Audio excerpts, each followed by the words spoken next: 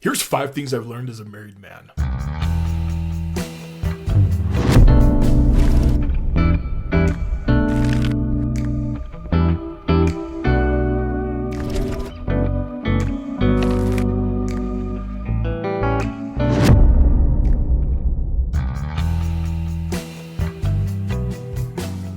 Number 1 is pride will destroy you. And let me explain. So, what happens when we're prideful is we fall short. We make mistakes.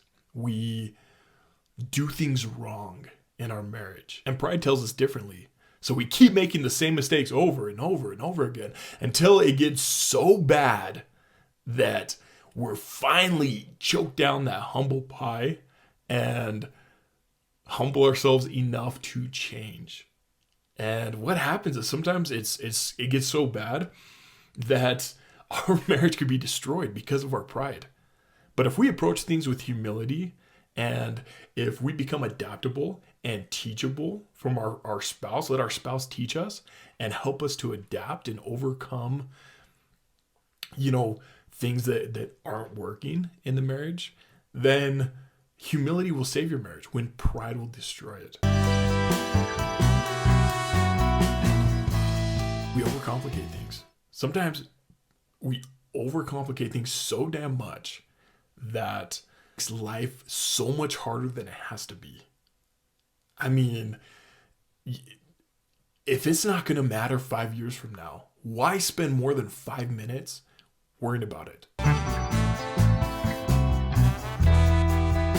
Number 3 is men and women are different. We just are. We're completely different. And we have certain gifts and abilities that the other doesn't have, right? So in acknowledging our difference and using that as an asset to come together, to align ourselves, working towards the same thing instead of us working separately towards things.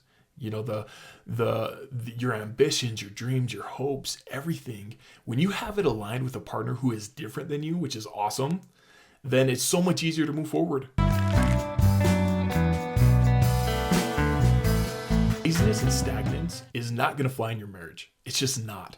And it's good to work smarter instead of harder, but that doesn't change the fact that it's a lot of work. And if you want peace, if you want tranquility, if you want to rest, and you need to step up and you need to work hard, because it is so much easier to stay caught up than to catch up, which means the more work, the more effort you put into your marriage, into your home, into your children, then the less work it's going to be in the future. Number 5 is you need to be in control of your emotions. You cannot let them control you. And it takes a lot of work. It takes a lot of discipline, but you cannot let your anger control you. You cannot let your sadness, your anxiety, your depression, whatever it may be, you cannot let it control you. You cannot let outside forces control you. You need to be in control. You need to be the leader. You need to be the one as a man that overcomes. A weak man lets his emotions control him. A weak man lets outside influences control his decisions. A weak man allows circumstances to control him, right? You can't be weak. You have to be strong. You have to overcome, and you have to be in control.